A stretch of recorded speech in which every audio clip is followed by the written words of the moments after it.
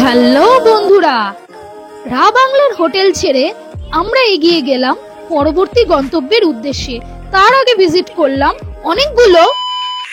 Welcome to our blog with Kiyan and মাম্মা।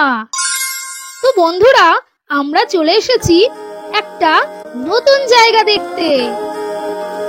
সিকিমের দক্ষিণ অংশে একটি ছোট্ট পর্যটন শহর হলো রা বাংলা, আর এই রা বাংলারই প্রাণ কেন্দ্র এই বুদ্ধ উদ্যান বা বুদ্ধ পার্ক।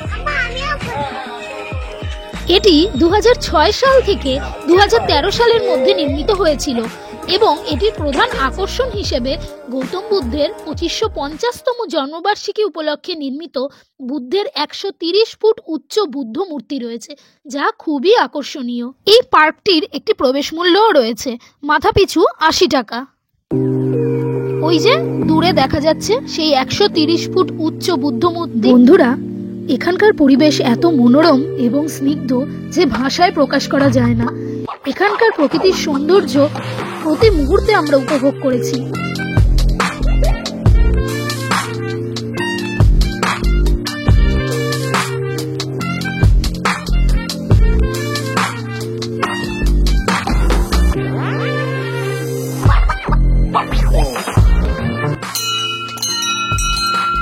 এই পার্কের ভেতর রয়েছে একটি শিব মন্দির, আর আছে বিভিন্ন রং বেরঙের ফুলের বাগান।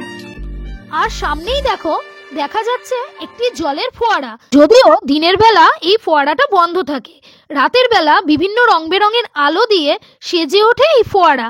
রাতের বেলা আলো আর জলের খেলায় এই ফোয়ারা নাকি খুবই সুন্দর লাগে। আমরা দিনের বেলা যাওয়ায় আলো আর জলের খেলা দেখতে পাইনি। এরপরে গেলে বিকেলের দিকে যাব।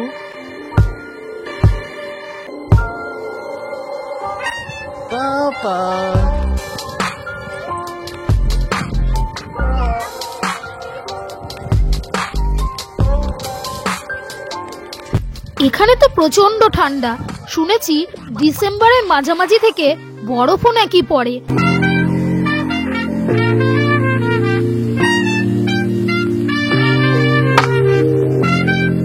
চলে এসেছি সেই ডেস্টিনেশন, রা বাংলা বুদ্ধ পার্ক। দেখুন কেমন লাগছে, দেখুন খুব সুন্দর পরিবেশ। দেখুন জাস্ট ভিউটা দেখুন, পাহাড়ের কোলে এমন একটা সুন্দর জায়গা।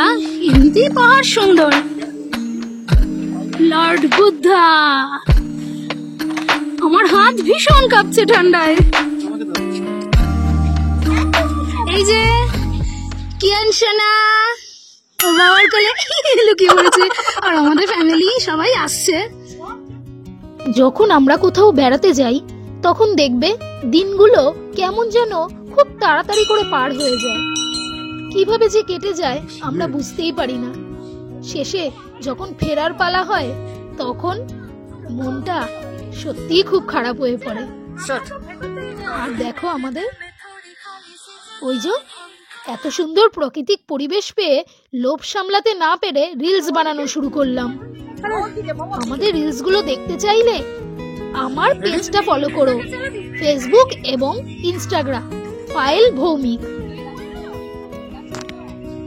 কিয়ানের বাবাকেও ছাড়িনি রিলস বানানোর জন্য। আবার কবে বেড়াতে যাব বা এই জায়গায় আসবো তা জানা নেই, তাই প্রতিটা মুহূর্ত আমরা উপভোগ করেছি। তোমরাও আমাদের পাশে থেকে দেখতে থাকো কিয়ান স্কিন কিন।